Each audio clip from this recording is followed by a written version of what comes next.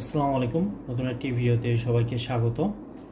তো গত ক্লাসে আমরা সেকেন্ড চ্যাপ্টারের 31 পেজের ম্যাথগুলো দেখেছিলাম। আজকে আমরা পেজ 32-এর থেকে দেখব। তো পেজ 32-এ আমাদের এখানে একটু অন্যভাবে বলা হচ্ছে। অন্যভাবে কি, যে আগে আমরা কি করেছি, যে দৈর্ঘ্য এবং প্রস্থ বরাবর ভাঁজ করেছি, করে মার্বেল দিয়ে আমরা শিখেছিলাম। বাট এখানে একটু আলাদা কেন বললাম, এখানে বলা হচ্ছে যে দৈর্ঘ্য ও প্রস্থ বরাবর কতগুলো সমান অংশে ভাঁজ করা হয়েছে সেটা জানা নেই। অর্থাৎ আগে আমাদের কি ছিল, আগে হচ্ছে আমাদের জানা ছিল যে দৈর্ঘ্য এবং প্রস্থ বরাবর কতবার সমান অংশে ভাঁজ করা হয়েছে, সেটা আমাদের জানা ছিল, এই জন্য আমরা করতে পেরেছি। এখন আমাদের ধরে নিতে হবে যে আমরা জানি না আর কি। তাহলে তো ভাঁজ করে বা মার্বেল বসিয়ে আমাদের খেলাটা শেষ করতে পারবো না। তাহলে কি করা যায়, চলো শুধু এবার বর্গাকার কাগজের ছবি এঁকে কাগজের ক্ষেত্রফলের ধারণাটা ব্যবহার করি। তাহলে আমাদের কি করতে হবে, ক্ষেত্রফলের ধারণাটি ব্যবহার করতে হবে।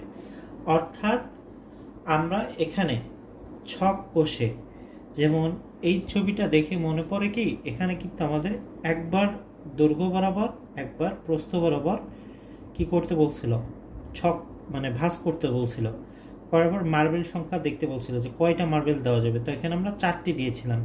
তো এইটাকে আমরা ওইভাবে না শিখে এইটাকে আর একভাবে শিখবো, সেটা হচ্ছে তাকে আমরা বলতেছি ক্ষেত্রফল, বর্গাকারের ক্ষেত্রফল। তো বর্গক্ষেত্রটি লক্ষ্য করো, এই এতগুলো বর্গক্ষেত্র আছে, প্রতিটাগুলাই আমরা দেখবো একটা একে একে। তো সর্বশেষ ক্ষেত্রটির ক্ষেত্রফল কত হবে আমরা কি বলতে পারি, যেখানে x একটি অজানা রাশি যা বর্গক্ষেত্রের এক বাহু দৈর্ঘ্য প্রকাশ করে। তার মানে এইটুক শেষ এই লাইন থেকে আমরা কি বুঝলাম, যে হচ্ছে বর্গের এক বাহুর নাম কি x। তো বর্গের, তোমরা যদি এই চ্যাপ্টারের প্রথম ভিডিওটি দেখে থাকো তাহলে তোমরা জানবা যে আমরা জানি যে বর্গের প্রতিটা বাহুই সমান। তো বর্গের যদি একটা বাহুকে আমরা এক্স বলি, বাকি প্রতিটা 4টি বাহুর পরিসীমা কত, 4টি বাহুর পরিসীমা বা 4টি বাহুর দৈর্ঘ্য কত, এখান থেকে ওই দিক থেকে সব যদি আমরা যাই তাহলে 4x হবে, অর্থাৎ 4টি এক্স। এটাকে বলা হচ্ছে পরিসীমা, মানে এখান থেকে এই পর্যন্ত ঘুরে আবার আসতে, তো 4x। আর যেহেতু এক বাহু হচ্ছে বর্গের 4টি বাহু সমান, তার মানে এখানে x মানে এটাও x, এই বাহুটাকেও আমরা x বলতে পারি, উপরের বাহুটাকেও আমরা x বলতে পারি। তো আমাদের কি করতে হবে, ক্ষেত্রফল জানতে হবে।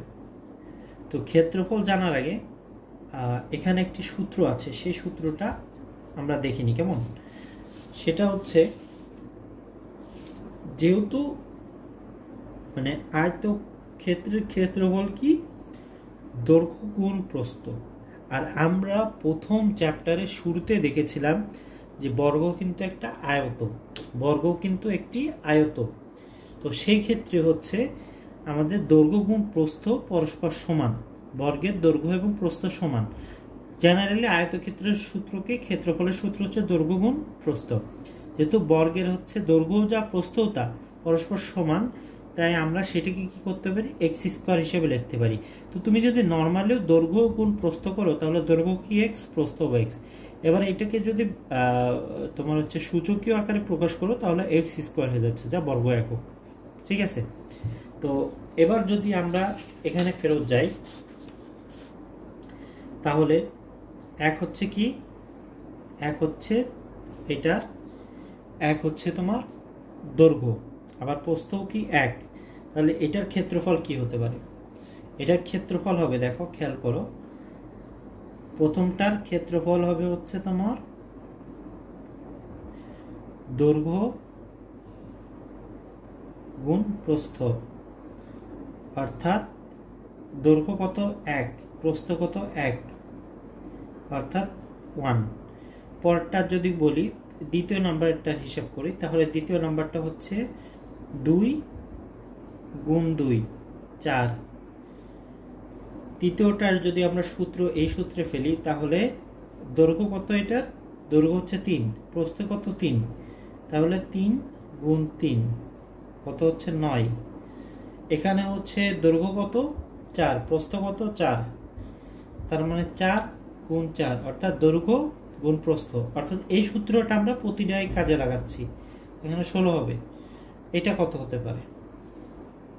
হ্যাঁ, এবার এই বাহুর ক্ষেত্রে কি হতে পারে? এই বাহু যেহেতু, যদি এই বাহুকে আমরা হচ্ছে 5 ধরি, তাহলে কি হবে? যদি মনে করো যে এটা 5, এটাও 5, সেক্ষেত্রে কি হইতো?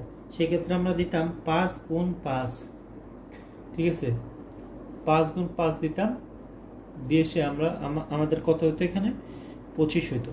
বাট এখানে কি ধরেছে? এক্স, আর এটার মানও ধরেছে এক্স, মানে দৈর্ঘ্য হচ্ছে এক্স, প্রস্থও এক্স। তার মানে দৈর্ঘ্য যদি এক্স হয়, প্রস্থও যদি এক্স হয়, তাহলে আমাদের ক্ষেত্রফল কি হবে? আমরা জানি এক্স এক্স যদি গুণ হয়ে যায়, তাহলে আমরা কি লিখতে পারি? এক্স স্কোয়ার দিতে পারি। যেমন 1 1 যোগ করলে কি হয়? 2 হয় না? তেমন আমরা এক্স এক্স গুণ করলে কি হয়? যেমন 2 গুণ 2 করলে কত হয়? 4 হয়।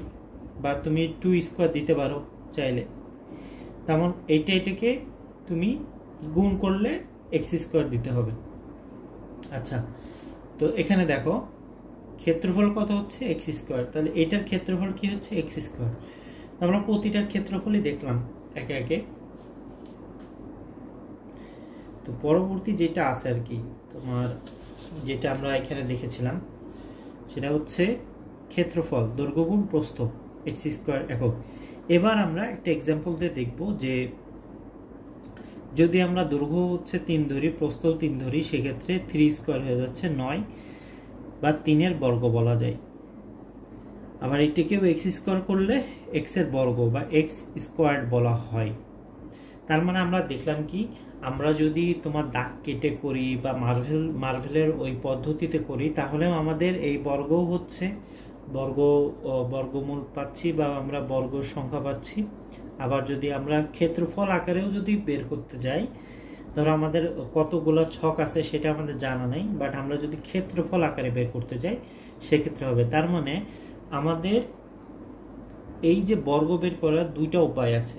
একটা হচ্ছে কতগুলা দাগ আছে সেগুলো আমাদের জানা, অর্থাৎ কতগুলা দৈর্ঘ্য বরাবর কতগুলা, প্রস্থ বরাবর কতগুলা, সেটা যদি আমাদের জানা থাকে, যেমন দৈর্ঘ্য, এটার দৈর্ঘ্য, এটা প্রস্থ, এই বরাবর কতগুলো আছে, এই বরাবর কতগুলো আছে, এটা যদি আমাদের জানা থাকে তাহলে আমরা বের করতে পারবো। আর এটা যদি জানাও না থাকে, তাহলে আমরা ক্ষেত্রফলের এই সূত্রের মাধ্যমে বের করতে পারবো, যে দৈর্ঘ্য গুণ প্রস্থ অর্থাৎ এক্স স্কোয়ার, যে একটা বর্গ একক। এবার আমরা জানবো হচ্ছে ঘন। বর্গ আর ঘনের পার্থক্য কি? বর্গ আর ঘনের পার্থক্য সেম। বর্গ আর ঘন হচ্ছে একই জিনিস, শুধু পার্থক্য হচ্ছে ঘনর কি আছে? উচ্চতা আছে। বর্গের কি থাকে? বর্গের হচ্ছে দৈর্ঘ্য, বর্গের হচ্ছে তোমার, দেখতে পাচ্ছ বর্গ 4 মাথায় সেম। ঘনরও এক, ঘনর হচ্ছে 4টা মুখী সেম। যদি আমরা এইটুককে ঘন ধরি, তো এইটুককে যদি আমরা ঘন ধরি, এইটুককে ঘন ধরি, তাহলে দেখো এটার 4 মাথা সেম, আবার বর্গের 4 মাথাও সেম, কিন্তু পার্থক্য হচ্ছে উচ্চতায়, অর্থাৎ ঘন জিনিসের উচ্চতা নয়। যেমন আমি যদি স্টাপলারের কথা বলি, এটার দেখো এটা হচ্ছে মাটি থেকে কিন্তু একটু উপরের দিকে আছে কিনা, তো এটাকে বলা হয় উচ্চতা। কিন্তু তোমার এটা ইসের নাই, এটা হচ্ছে তোমার বর্গের ক্ষেত্রে কিন্তু উচ্চতা নাই। তো বর্গের ক্ষেত্রে হচ্ছে তোমার 3টি বাহুই, অর্থাৎ উচ্চতা, এই যে উচ্চতা, এখান থেকে মাটি থেকে উপর থেকে যে উচ্চতা আছে, উচ্চতা, দৈর্ঘ্য, প্রস্থ 3টাই এক। বর্গের ক্ষেত্রে হচ্ছে দৈর্ঘ্য প্রস্থ 2টাই এক, ঠিক আছে, একই রকম। আবার 3 বাহুই হচ্ছে সমান, ঘনের হচ্ছে 3 বাহুই সমান, বর্গের 2 বাহু সমান, শুধু পার্থক্যই উচ্চতাই, ঠিক আছে, যে ঘনর উচ্চতা আছে। তো ঘন সূত্র আর বর্গের সূত্র সেম। ঘন সূত্র হচ্ছে তোমার শুধু এখানে এক্স স্কোয়ার ছিল, বর্গের হচ্ছে বর্গের ক্ষেত্রে ছিল এক্স স্কোয়ার, আর ঘনর ক্ষেত্রে হবে এক্স কিউব, অর্থাৎ আর একটা এক্স বাড়ছে। এখানে কি ছিল এক্স গুণ এক্স, আর এখানে হচ্ছে এক্স গুণ এক্স গুণ এক্স। এখানে ছিল হচ্ছে তোমার দৈর্ঘ্য গুণ প্রস্থ, আর এইটা সূত্র হচ্ছে দৈর্ঘ্য গুণ প্রস্থ গুণ উচ্চতা। বুঝতে পারছো? বর্গ আর ঘনের ভিতর পার্থক্য, বর্গ হচ্ছে এক্স স্কোয়ার, ঘন হচ্ছে এক্স কিউব। বর্গতে হচ্ছে এক্স গুণ এক্স, ঘন হচ্ছে 3টা এক্স। এক্স এক্স বলতে দৈর্ঘ্য আর প্রস্থ বোঝায়, দৈর্ঘ্য আর প্রস্থ গুণ বোঝায়, আর ঘনের ক্ষেত্রে দৈর্ঘ্য প্রস্থ আর উচ্চতা গুণ করা বোঝায়। সেম জিনিস, শুধু উচ্চতার কারণে এটার নাম হয়ে গেল ঘন। তো এবার দেখো এখানে বলতেছে, দেখো যে রুবিক্স কিউবের সাথে তোমরা অনেকে পরিচিত, অর্থাৎ এইটার সাথে। তো আমাদের কি বলতেছে দেখো যে রুবিক্স কিউব দেখা যাচ্ছে, তো আমরা এটাকে কি হতে পারে 3 গুণ 3 গুণ 3-এর মানে দৈর্ঘ্য প্রস্থ উচ্চতা বরাবর 3টি করে ছোট ঘনক আছে, অর্থাৎ এই যে 1টি 2টি 3টি, ঠিক আছে, এইভাবে করে ছোট ঘনক আছে। এর মানে উচ্চতা দৈর্ঘ্য প্রস্থ উচ্চতা আছে, অর্থাৎ এটা ধরো মাটিতে আছে, হ্যাঁ এটা ধরো মাটিতে আছে। এখান থেকে তুমি যখন তোমার কাছে যদি রুবিক্স থাকে সেটা যদি নিয়ে দেখো, এটা মাটি থেকে আসে, অর্থাৎ এখান থেকে হচ্ছে উচ্চতা কত, উচ্চতা যদি দেখো তাহলে 1টা 2টা 3টা। এটা যদি হচ্ছে দৈর্ঘ্য দেখো, দৈর্ঘ্য ক্ষেত্রে এখান থেকে এই কোণার দিকে দৈর্ঘ্য 1 2 3টা, আর প্রস্থর কথা যদি বলো 1টা 2টা 3টা। তো কি বলছে যে দৈর্ঘ্য প্রস্থ উচ্চতা বরাবর 3টি করে ছোট ঘনক আছে, আমরা দেখলাম। আর দৈর্ঘ্য প্রস্থ উচ্চতা সমান হলে তাকে ঘনক বলে। তো ঘনক তখনই হবে যখন দৈর্ঘ্য প্রস্থ উচ্চতা সমান হবে, তাছাড়া হবে না। অর্থাৎ এটার উচ্চতা, অর্থাৎ এই জিনিসটা যদি আমি এক্সাম্পল হিসেবে নিই, তাহলে এটা মাটি থেকে উপর পর্যন্ত, মাটি থেকে কি উপর পর্যন্ত, মাটি থেকে উপর পর্যন্ত, এই এখান থেকে হচ্ছে এই উপর পর্যন্ত, আর পাশে পাশে হচ্ছে দৈর্ঘ্য, আর এই উচ্চতা নিচে হচ্ছে এই যে নিচের এখান থেকে এই পর্যন্ত, এটা হচ্ছে প্রস্থ। এই 3টা যদি এক না হয় সেই ক্ষেত্রে আমরা কি বলতে পারবো না, ঘন বলতে পারবো না। ওকে, তো এখানে একটি রুবিক্স কিউব হাতে নিলে দেখতে পাবে এটি ছোট ছোট অনেকগুলো ঘনক দিয়ে তৈরি। তো একটা রুবিক্স কিউব নিলে তো দেখা যায় যে এখানে ছোট ছোট খাপ আছে, সেগুলো অনেকগুলো ঘনক। তো ছবির রুবিক্স কিউবে কয়টি ছোট ঘনক আছে বলতে পারবে? আমাদের বলতেছে যে এখানে কয়টি হচ্ছে ছোট ঘনক আছে সেটা আমরা বলতে পারবো কিনা। অবশ্যই বলতে পারবো, আমরা যদি সূত্রটা কাজে লাগাই তাহলে বলতে পারবো। তো এখানে কতগুলো আছে দেখি। উচ্চতা কত, দৈর্ঘ্য কত, দৈর্ঘ্য হচ্ছে 3টা। আমরা যদি এখানে সূত্র কাজে লাগাই তাহলে দেখো দৈর্ঘ্য গুণ প্রস্থ গুণ উচ্চতা, এই সূত্রটা কাজে লাগালেই আমরা বের করতে পারবো।